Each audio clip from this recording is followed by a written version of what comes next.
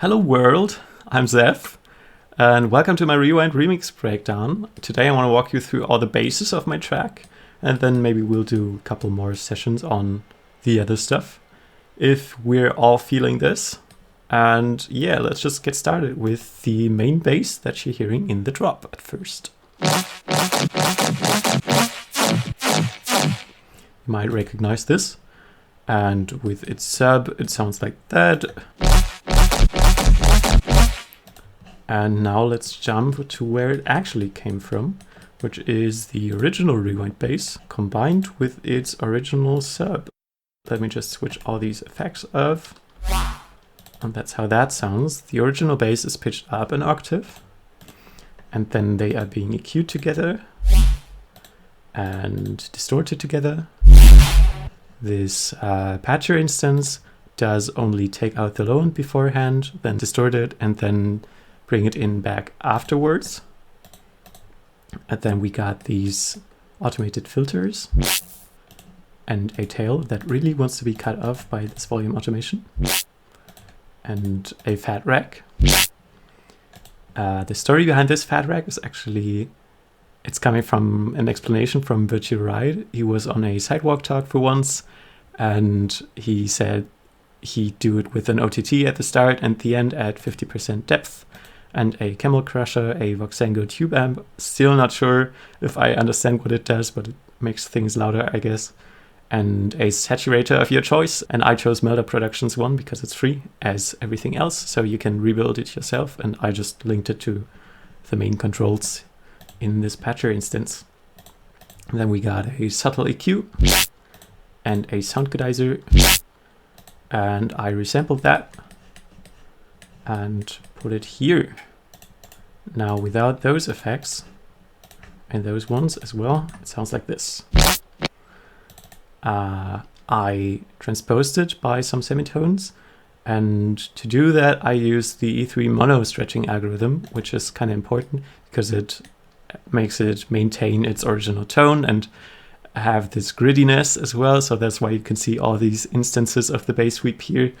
They are just at different pitches, and some of them are being reversed as well, like this one. So we got this opening and closing kind of effect. And yeah, what's important, I'd say, is that they are placed really off-grid. Like, this is pretty common in dubstep, but I think the sweet spot would be around here, and the drums would hit here. So yeah, it's kind of really off-grid. All right, then we got this guy.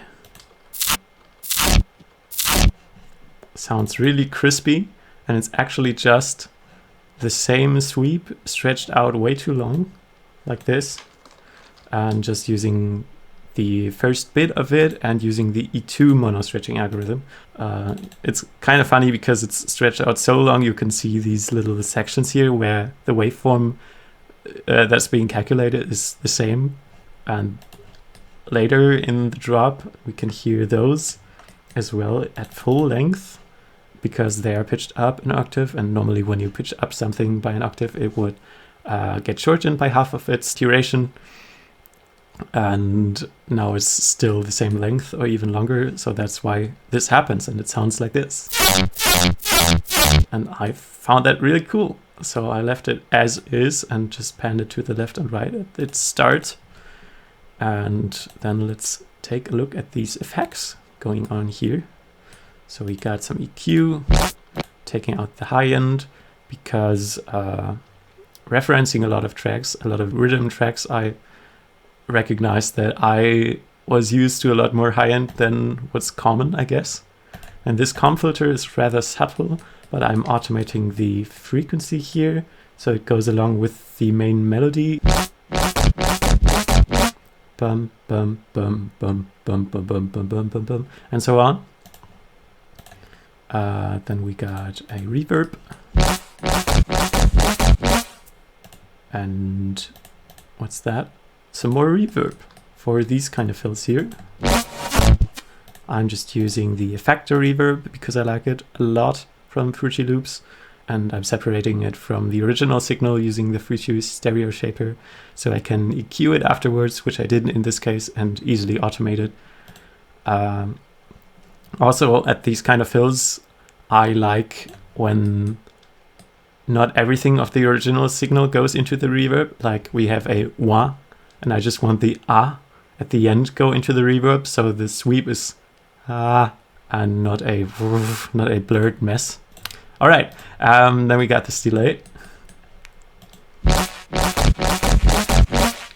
Still really off grid. Yeah, it's basically just one iteration, almost no feedback, and panned a bit, and that's that. And we got some cutting out the lows because it's replaced with the sub. Now while we're on that, we can take a look at the sub because it's really simple. It's just first 3 harmonics and no effects. I just have some volume automation on here that you can see here. And that's that. Then next up we got a filter that's opening and closing, that's boring, and a tape stop sound effect, which I really like. It just does this kind of closing down.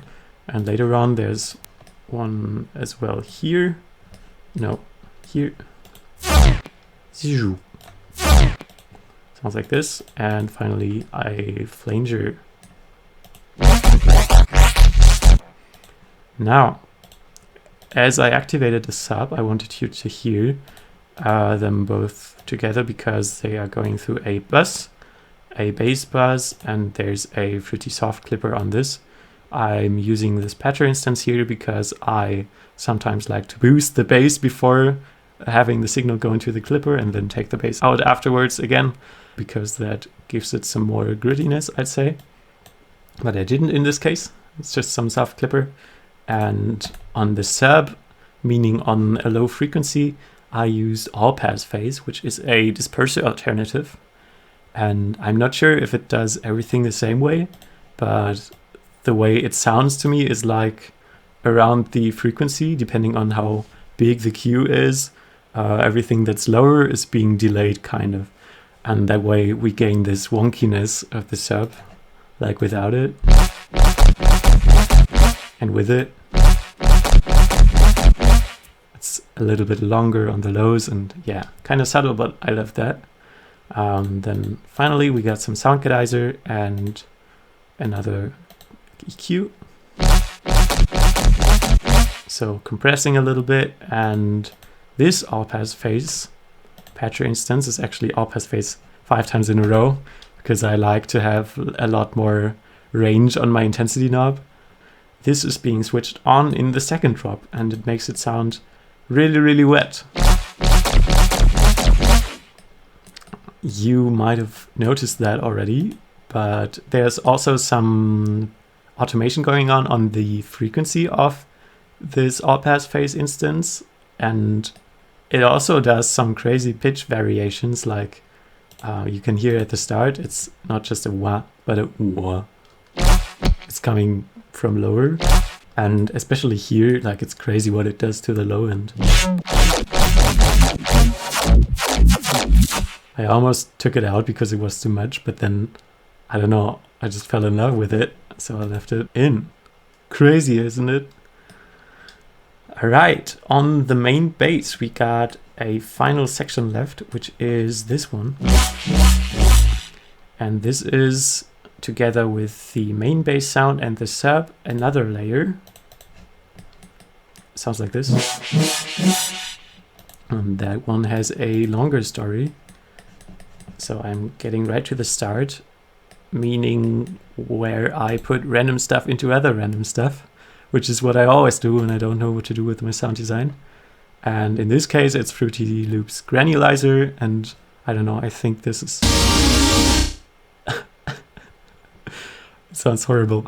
I think it's the main bass at different pitches because I recorded it in Edison, and then with these settings, I don't know, in case you want to copy them or something. And I place them at each and every octave of C in the piano roll, slightly delayed. And that sounds like this.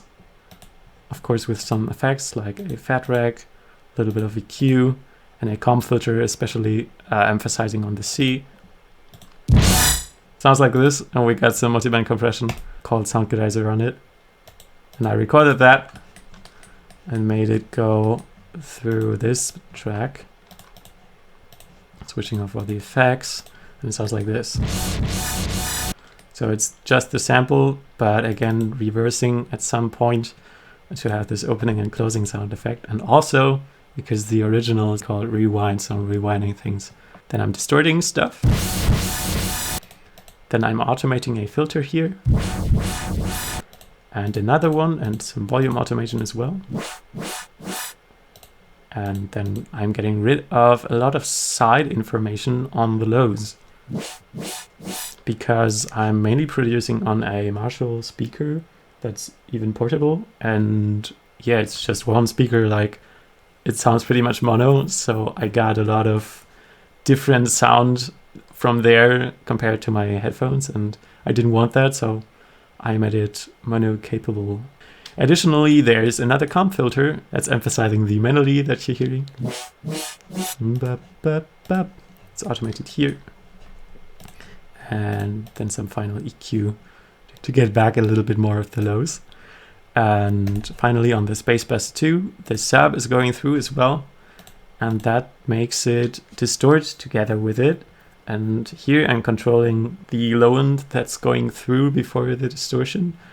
And after the sounddesign and delay, I'm cutting out the lows, which is why I'm activating all this already, because the sub is playing and going through the bass bus already. So you can't hear it, it just does its effect on the bass bus too, in combination with this. Like, I could probably turn this off, and then you hear this, but if the sub doesn't go through, it sounds like that. Crazy difference. Alright, so I think we touched on everything of the main basses. So let's head over to the breakdown section of the drop, where we had this fancy future melody playing. It sounds like this. Might recognize that. And without its effects, it sounds like that. Pretty quiet, I know. That is a square wave and another square wave, one being pitched up by an octave, and the first one is coming from below in pitch. The second one is playing a little later, and when that happens, the first one is being ducked. We have some vibrato here, and a little pitch increase on the longer notes actually, so this is on 1.5 of a bar. And finally some flanger to make the longer notes sound more interesting, and some reverb and compression. Yeah, still sounds like this, but with some EQ and OTT and Sounddesign, it sounds as follows. But I'm turning on this balance as well, because it lowers the volume a bit so it doesn't get too loud and I blast your ears. The saturator makes it even a bit louder and makes it have some more mids. Then we got some pretty fast distortion for some more noisy high end. And this tape stab sound effect that you already know. Finally, some more EQ, and it's being ducked when this sub punch sound effect plays. So at this part, it's a bit more quiet, because using the same principle like side chaining, I'm just not ducking when the drums come in. I'm doing as well, but I'm ducking when another synth plays, and that way the other synth sounds way more impactful. And in this case, it's this sub punch bass. At least that's what I called it. Speaking of it, let's just jump right into the patch. It's just a triangle wave that's being distorted together with some noise, heavily distorted, and that would sound like this. I'm getting rid of the high end afterwards here, and it's doing all the sub work. Now when adding in the saw wave here, it sounds like that. Still pretty mono though, so with this flanger we get a high amount of wobbliness and also stereo information. I really like that. So the effects are quite simple here, just some EQ, sound geyser, and some more EQ. What's kind of noticeable about this EQ here is the dip at around 250 hertz, like the low mids. I always do that on most of my basses because I'm aiming for a certain frequency spectrum, because I want the sub bass to be loud, then have this little dip and have the signal come up towards the treble on this spectrum. So we got 3 more basses to talk about, and this one is called Magic Bass or whatever, Magic Bass thing. Sounds like this, and what makes it interesting and transition really well to the next bass, in my opinion, is this reverb again, being heavily distorted and its volume being increased. This is just some boring EQ and a fat track. So let's take a look at both the instruments. Like the Magic Bass is just a sample from an earlier sound design session. And then we got this house bass. Sounds like this. And it's 2 sine waves, one being FM'd from the other. And whenever you want this deep whoa, you want a filter. And what I did was add a phaser to add some more of the formant effect.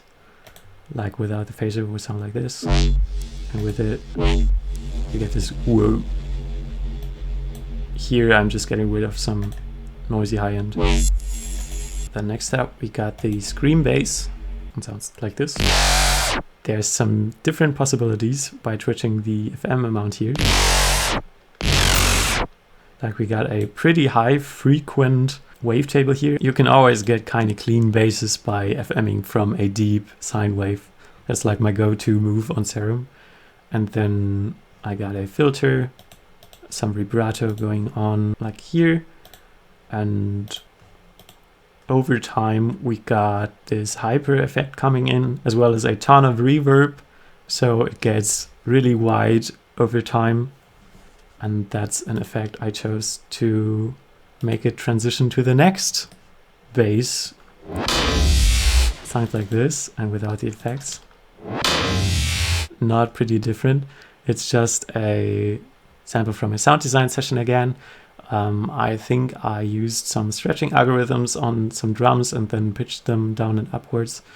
Reuse this and put it in reverse at the start of it again. And in this case, I added a frequency shifter to make it apply to the song's pitch a bit better. Then there's this comb filter again. Maybe if I overdo it, you hear what it does. Like we're on this da chord here, and then it goes down da to the next one to transition a bit. And some crazy EQ and sound geyser. And I'm getting rid of side information on the lows again because mono capability. It's not necessary, like I just heard it, because you want on a big system to get rid of all possibilities for phase cancellation. Like if there's low end playing from the sides, you probably know this already from both sides, and they might cancel out each other. And those were all the basses from the drop. Now we're left with 2 basses, each one playing in a build, or in this case in what I called chorus. So it sounds like this. Probably recognize it. And without the effects, it's just a sample from a sound design session. I'm turning off this reverb here, and we got some volume automation. So it's just opening and then going away, being emphasized with this EQ. And here I'm applying Serum FX Hyper to the highs only using Patcher. So we got some noise up there. Then I'm distorting with almost all bass information coming through. Sounds like this. And we got a fat rack and this reverb. And I'm using the effector reverb again.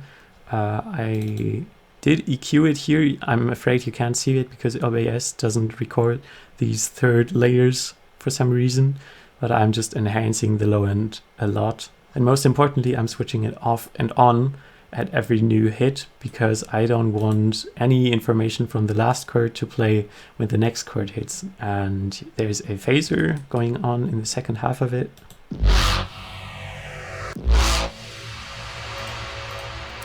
Then we got some more reverb, actually. Some EQ. This is basically just to make room for other instruments. But with the sound godizer, we even get back some more of the highs, so. And that's this bass. Now finally, we're taking a look at my very favorite bass of the track. And it's barely audible because of the way I mixed it and the other stuff that's happening there. So maybe you noticed it, maybe you didn't. So it sounds like this.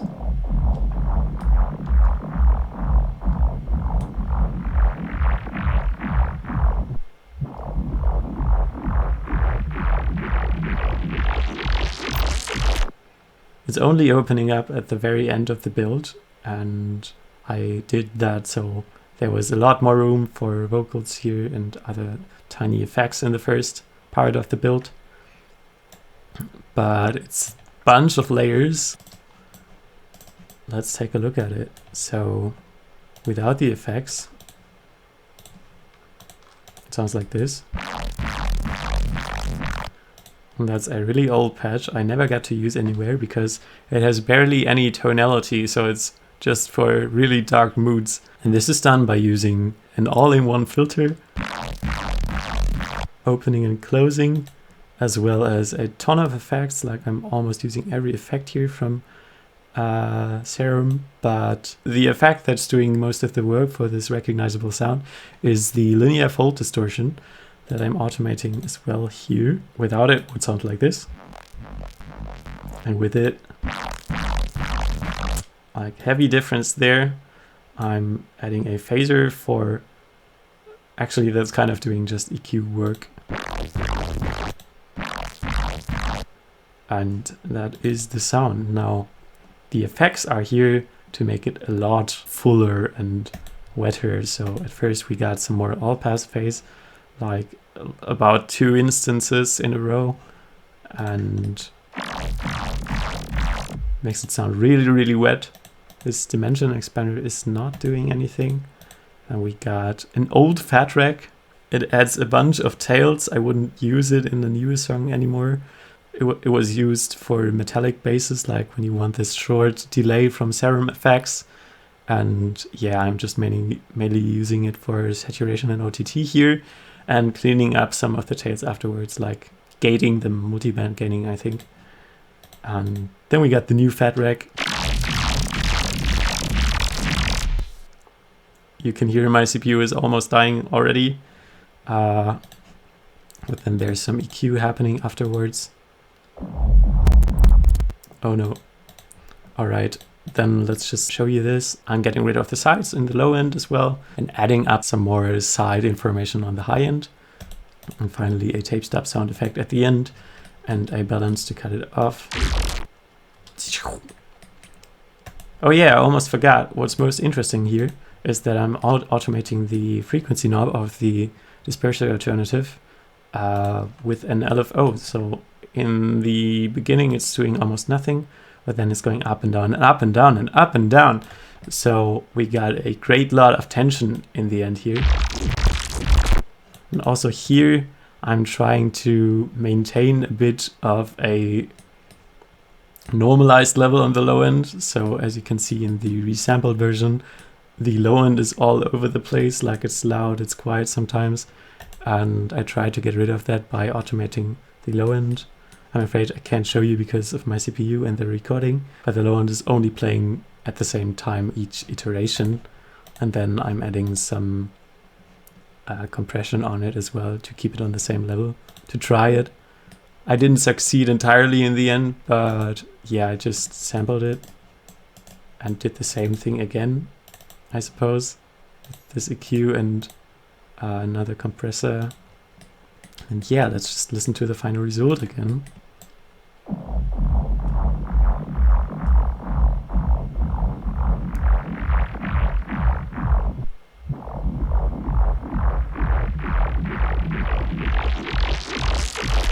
All right, so those were all the bases for my Rewind remix. I hope you found this somewhat interesting or helpful.